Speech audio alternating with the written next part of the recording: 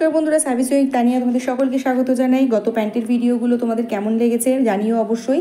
আজকে দেখাবো তোমাদের আবার একটি সালোয়ার প্যান্ট। তো এই প্যান্টটা কিন্তু তোমরা 0 থেকে 50 যে কোনো সাইজের তোমরা করতে পারো। তো এখানে প্রথমে দেখো কাপড় আমি লম্বাভাবে 4 ভাঁজে ভাঁজ করে নিয়েছি। প্যান্ট কাটার সময় কিন্তু এটা খেয়াল রাখবে, কাপড় কিন্তু যদি ডিজাইনটা সেরকম না থাকে তাহলে কিন্তু কাপড়টা সবসময় লম্বাভাবে ভাঁজ করবে। এখানে 4 ভাঁজ করে রেখেছি। নিচের দিক থেকে আমি 2 ইঞ্চি মার্জিন রেখে দিয়েছি এবং ওপরের দিক থেকে আমি 1/2 ইঞ্চি রাখবো।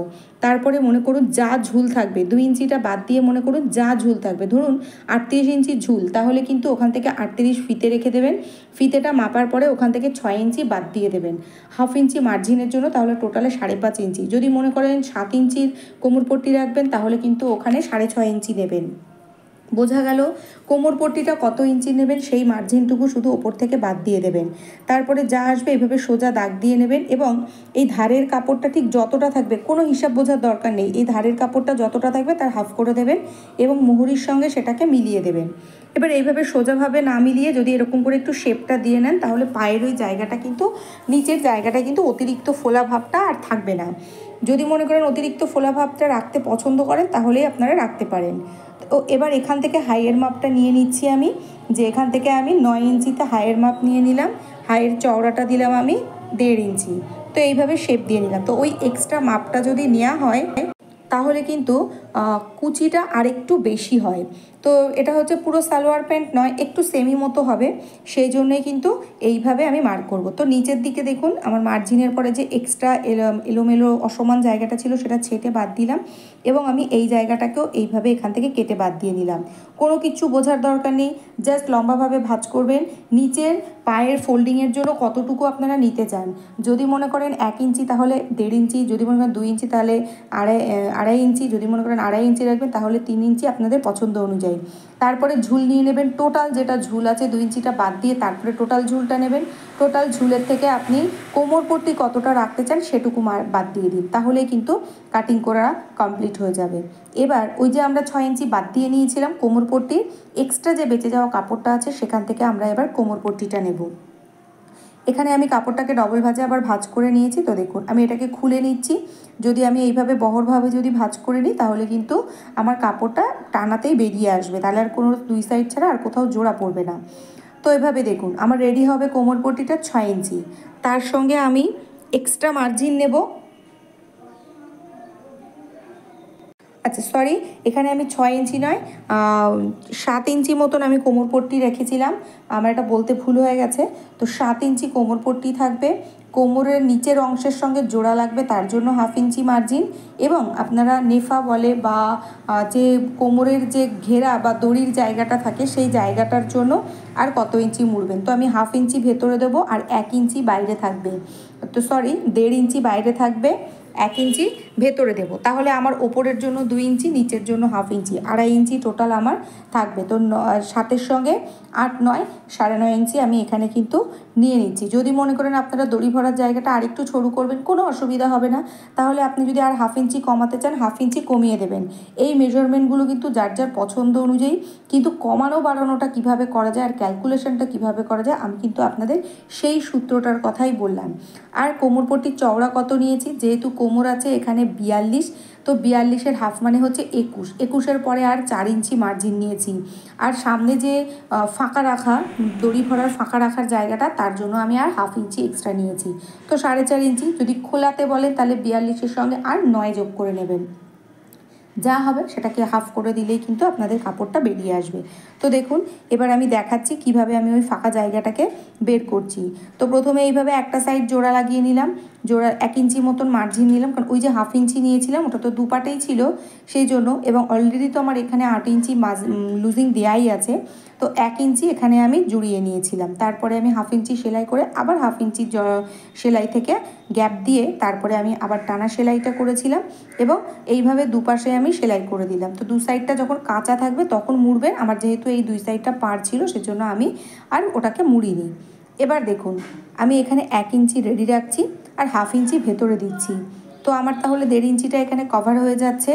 এবার আমি ওই 1/2 ইঞ্চিটা ভেতরে রেখে পুরোটাই কিন্তু আমাকে ওই একই মার্জিনে সেলাই করতে হবে। যদি আমি ওই একই মার্জিন না রাখি সেক্ষেত্রে কিন্তু আপ ডাউন হয়ে যাবে এবং নিচের দিকে যখন প্যান্টটা পরা হবে তখন কিন্তু টান সৃষ্টি হবে। তো এই জায়গায় খেয়াল রাখতে হবে দড়ি ফরার যে জায়গাটা থাকবে সে জায়গাটা যেন পুরোটা সমানভাবে মোড়া হয়। চাইলে আপনারা দড়িটা এই পর্যায়ে আগে থেকে রেখে তারপরেও সেলাই করতে পারেন। তো আমি দড়িটা যেহেতু এখনও রেডি করিনি সেই জন্য আমি আগে দড়িটা ভরলাম না, আমি এইভাবে আগে সেলাই করে নিচ্ছি, তারপরে আমি আবার সেফটি পিন দিয়ে দড়িটাকে ভরে নেব। তো এইভাবে আমি সেলাই করে একবারে লক করে পুরোটাকে রেডি করে সরিয়ে দেব। এবার আমি নিচের অংশটাকে রেডি করব। তো নিচের অংশটা রেডি করার আগে সবার আগে যেটা করব সেটা হচ্ছে এই যে আমি এক্সট্রা করে একটা টুকরো কেটেছিলাম আরেকটুখানি ঘেরটা বাড়ানোর জন্য, সেটাকে জুড়িয়ে নেব। তো অবশ্যই সোজা পিঠের সঙ্গে সোজা পিঠ রেখে এইভাবে টানা সেলাই দেব, দিয়ে এটাকে উল্টে আবার এর উপর থেকে চাপ সেলাই দিয়ে নেব।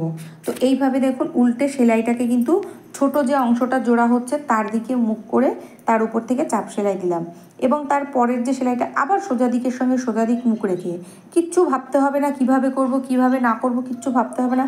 যেই 4 ফোল্ডে কাপড়টা কাটা হবে সেই 4 ফোল্ডে টুকরোটাও থাকবে, শুধুমাত্র সোজার সঙ্গে সোজা মেলাতে হবে, তাহলেই কিন্তু আপনাদের কোনো আর অংশগুলোকে ভাগ করতে অসুবিধা হবে না। বেশি কিচ্ছু বুঝতে হবে না, দুটো অংশকে সামনে রেখে সোজার সঙ্গে সোজা উল্টোর সঙ্গে উল্টো, ব্যাস।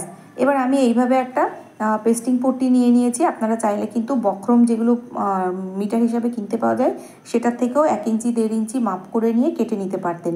আমি কিন্তু বহু বছর সেইভাবেই কাজ করেছিলাম। তো এখন আমি এই পেস্টিংগুলো কিনে নিই, বাজারে আপনারা এই পেস্টিংয়ের রোলটাও পেয়ে যাবেন। বাজারে গিয়ে বলবেন যে 1.5 ইঞ্চি না 2 ইঞ্চির পেস্টিং, ওরা কিন্তু দিয়ে দেবে। তো তারপরে দেখুন আমার হাতের দিকে যদি খেয়াল করেন আমি কিন্তু এইভাবে করে নিচ্ছি, নিচেরটা আগে লক করব তারপরে উপরেরটা লক করব, এইভাবে আমি সেলাই দিলাম। তারপরে কিন্তু মাঝখান বরাবর সেলাই দেবো আমি, এক্সট্রা যেগুলো সুতো থাকবে সেগুলো ছেটে দিচ্ছি। আমার আসলে মেশিনটা বেশ কিছুদিন হলো পরিষ্কার করা হয়নি, তো এই মেশিনগুলো কিন্তু কাজ অনুযায়ী পরিষ্কার করা হিসাবে আমার রোজ পরিষ্কার করার কথা, কিন্তু আমি সবসময় সময় পাই না জন্য 4-5 দিন অন্তর বা 1 সপ্তাহ অন্তর করি। বাট আজকে এখনও পরিষ্কার করার প্রয়োজন, না হলে এই জন্য সুতো কিন্তু কেটে যাচ্ছে। তো এইভাবে হয়ে গেল আমার পায়ের নিচের বক্রম পট্টি সেলাই করা কমপ্লিট। এবার এটাকে আয়রন করে দিলে কিন্তু খুব সুন্দর করে সেলাইটা বসে যাবে। তো দেখুন এইভাবে বারবার আমার সুতো কেটে যাচ্ছে। আরেকটা কথা বলি, সুতো যদি বারবার কাটে সেক্ষেত্রে কিন্তু আপনারা আরেকটা দিকে খেয়াল করবেন সুচটা ঠিকভাবে লাগানো আছে কি না। সুচটা যদি ঠিকভাবে, এক তো ময়লা জমার জন্য কাটতে পারে, আরেকটা হচ্ছে সুচটা ঠিকভাবে সেটিং করা আছে কি না। সুচ ঠিকভাবে না থাকলেও কিন্তু এরকম হতে পারে। এবার যেটা করব সেটা হচ্ছে দুপাটের হাইয়ের সঙ্গে হাই জোড়া লাগিয়ে নেব। কিচ্ছু করতে হবে না, কোনো পার্ট মেলাতে হবে না, শুধুমাত্র সোজা উল্টো মিলিয়ে যেভাবে ভাঁজ করা থাকবে সেখান থেকেই ওপরের দুটো পার্ট একসঙ্গে জুড়িয়ে নেবেন, নিচের দুটো পার্ট একসঙ্গে জুড়িয়ে নেবেন। তো এইভাবে দেখুন আমার এইভাবে দুটো পার্টকে জোড়ানো হয়ে গেছে। যারা একদম নতুন সেলাই করেছেন আমি শুধু যেভাবে বলছি সেভাবে করে দেখুন, কোনো কিচ্ছু হ্যাপা কিন্তু আপনাদের হবে না, সুন্দরভাবে তৈরি হয়ে আসবে। এবার আমি এটাকে পুরোটা খুলে নিচ্ছি, খুলে নিয়ে মুহুরির দিক থেকে পুরোটা সেলাই করব। নিচের পার্টটাকে পুরোটাই রেডি করে নেব। তো নিচের পার্টটা পুরোটাই রেডি করে নিলে পরে কি করব, এইভাবে দেখুন মুহুরি আমার কত ছিল 13কে হাফ করলে কত হবে 6.5। তো প্রথম ওইভাবে আমি 1 ইঞ্চি সেলাই করে এসে আস্তে আস্তে কিন্তু 10-12 ইঞ্চির পর থেকেই কিন্তু হাফ ইঞ্চিতে মিলিয়ে দেবো। তো এইভাবে হাফ ইঞ্চিতে পুরোটা মিলিয়ে দিচ্ছি, ধীরে ধীরে পুরোটা মিলিয়ে দিচ্ছি। মিলিয়ে দেওয়ার পরে কিন্তু দেখুন পুরোটা কিন্তু এইভাবে মিলিয়ে দেবো এবং আবার কিন্তু আমি আস্তে আস্তে করে 1 ইঞ্চির বেশি থেকে মার্জিন নিতে এইভাবে আমি 6.5 ইঞ্চিতে মিলিয়ে দেবো সেলাইটা। এবার নিয়ে নিচ্ছি আমি কোমর পট্টি। তো এখানে কুচি দেবো যে আমি কোন পদ্ধতিতে সেই অংশটা কিন্তু ভালো করে খেয়াল করবেন। তো মিডিলটা আমি বের করে নিয়েছি এবং কোমর পট্টির সামনে যেটা আমার থাকবে দড়ি বের করার জায়গা সেটার সঙ্গে আমি এইভাবে একটা জোড়া অংশকে পাতিয়ে নিলাম। প্রথমে আমি কি করব, প্রথমে আমি এইভাবে দেখে নেব যে আমার নিচের অংশের কাটা অংশ ভিকাট এবং কোমর পট্টির ভিকাট মানে কি 4টে পাটেই কিন্তু আপনারা ছোট্ট করে ভিকাট দিয়ে নেবেন। এইভাবে আমি সেলাই করে আসবো আগে, টানা 3 ইঞ্চি বা 4 ইঞ্চি পর্যন্ত সেলাই করে আসবেন, কোনো ব্যাপার না। 3 ইঞ্চি 4 ইঞ্চি যে কয় ইঞ্চিতেই করতে পারেন, 3 ইঞ্চি বা 4 ইঞ্চি করলাম। এরপর থেকে দেখুন আমি কুচিগুলো দিচ্ছি। কুচিগুলো কিভাবে দেব, এইভাবে দেখুন আমি মেপে নেব। তাহলে আমার কতটা আছে, 3 ইঞ্চি সেলাইয়ের পর থেকে টানা আমার যেটা জোড়া অংশ রয়েছে সেই জোড়া অংশকে এইবার আমি কতটা অংশ করে আমি কুচিটা দিতে পারবো। তাহলে প্রথম দিকে যেটা সামনের অংশে থাকবে কুচি কিন্তু আমার হাইয়ের দিকে মুখ করে থাকবে। তো আমার উপরের অংশটা ছিল 8, নিচের অংশটা ছিল 20। তো মোটামুটি যদি আমি 2.5 করে দিই তাহলে কিন্তু 2.5-এর থেকে একটু কম, 2 ইঞ্চি 2 সুত করে করে যদি আমি মেপে নিই তাহলে কিন্তু কুচিগুলো আমার একদম পুরো একট প্লেটভাবে পড়বে। তো এইভাবে কুচিগুলো দেওয়ার পরে দেখুন সেলাইটাকে আমি কোন দিকে ঘুরিয়ে নিচ্ছি। তো সেলাইটাকে এবার আমি ঘোরাবো কোথায়, যেখানে আমার কিনা পেছনের পাটের জোড়া অংশটা থাকবে। দেখুন এইভাবে আবার আমি 4টে সেলাই 4 ইঞ্চিতে সেলাই করছি, করে নিয়ে এই যে মিডিলের পার্টটা থাকবে, দেখুন মিডিলের পার্ট যেটা থাকছে এইভাবে সেলাইটা কিন্তু প্রথম আমি হাইয়ের দিকে মুখ করে দেব। ঠিক ওইভাবে 2 ইঞ্চি 2 সুত করে কাপড় নেব এবং প্রতিটা কুচির মধ্যে কিন্তু আমি 1/2 ইঞ্চির গ্যাপ রাখছি। ভালো করে খেয়াল করবেন, প্রতিটা কুচির মধ্যে কিন্তু আমি 1/2 ইঞ্চির এইভাবে গ্যাপটা রেখে দিচ্ছি। তো পরপর পাতানো হয়ে গেল। তারপরে খেয়াল করে দেখবেন প্রথম কুচিটার বেলায় যে আমার কোমরপট্টির এবং নিচের অংশের ভিকারটা কত ইঞ্চিতে গিয়ে মিলল। এখান থেকে দেখুন 4.5 ইঞ্চিতে মিলছে। তাহলে ওই ভিকার থেকে এই পাশেও 4.5 ইঞ্চি টানা সেলাই দিয়ে আসবো। এবার কুচিগুলো আমি আবার আমার দিকে মুখ করে দিচ্ছি। আবার কিন্তু যখন আমার এই জোড়াটা সেলাই করা হয়ে যাবে তারপরে কুচি কিন্তু আবার আমার বিপরীত দিকে মানে হাইয়ের দিকে মুখ করে হবে। তো দেখুন পরপর আমি কিন্তু এইভাবে সেলাই করে নিচ্ছি। কুচির প্লেটগুলো যদি ভালো করে খেয়াল করে দেখবেন প্রতিটা কুচি কিন্তু সমান কুচি হচ্ছে, প্রতিটা কুচি কিন্তু সমান দেওয়ার চেষ্টা করবেন, তাহলে যে লেহেরিয়াটা হবে লেহেরিয়াটাও কিন্তু সমানভাবেই হবে। তো এবার আবার আমার মিডিল পয়েন্ট এসে গেছে। মিডিল পয়েন্টের পর আবার আমি ওই 4-4.5 ইঞ্চি পর্যন্ত টানা সেলাই করে আসব। সেলাই করে এসে আবার ভিকাট নিয়ে আমি দেখে নেব কতটা বাকি আছে আমার জয়েন্ট পর্যন্ত মিলিয়ে দেওয়ার পরে আবার আমি কুচি দেওয়া স্টার্ট করব। তো কুচি হবে এবার আমার আবার বিপরীত দিকে মুখ করে। তো বিপরীত দিকে মুখ করে পুরো কুচিটা দিয়ে আমি সম্পূর্ণ সেলাই করে নিয়েছি। তারপরে দেখুন যাদের ইন্টারলক মেশিন থাকবে না তারা কিন্তু এইভাবে লক করে দিতে পারেন। অবশ্যই কিন্তু নিচের যে জোড়া অংশের এক্সট্রাটা সেটা কিন্তু আমি কোমরপট্টি মানে উপরের দিকে মুখ করে রেখে এইভাবে চাপ সেলাই করে দিয়েছি। তো প্যান্টটা সেলাই করাটা আপনারা কতটা বুঝতে পারলেন, আদৌ বুঝতে পারলেন কি পারলেন না পুরোটাই কমেন্ট করে কিন্তু আমাকে জানাবেন, তাহলে আমি পরবর্তীতে কোনো অসুবিধা হলে আবার একটা আরও ভালো করে ভিডিও দেওয়ার চেষ্টা করব। তো দেখুন সম্পূর্ণ ঝুল আমার হয়ে গেছে। পরে আমি এর মধ্যে দড়ি ভরে দিয়েছি। তো ভিডিওটা কেমন লাগলো অবশ্যই জানাবেন। সবাই ভালো থাকবেন, দেখা হবে পরবর্তী ভিডিওতে। টাটা।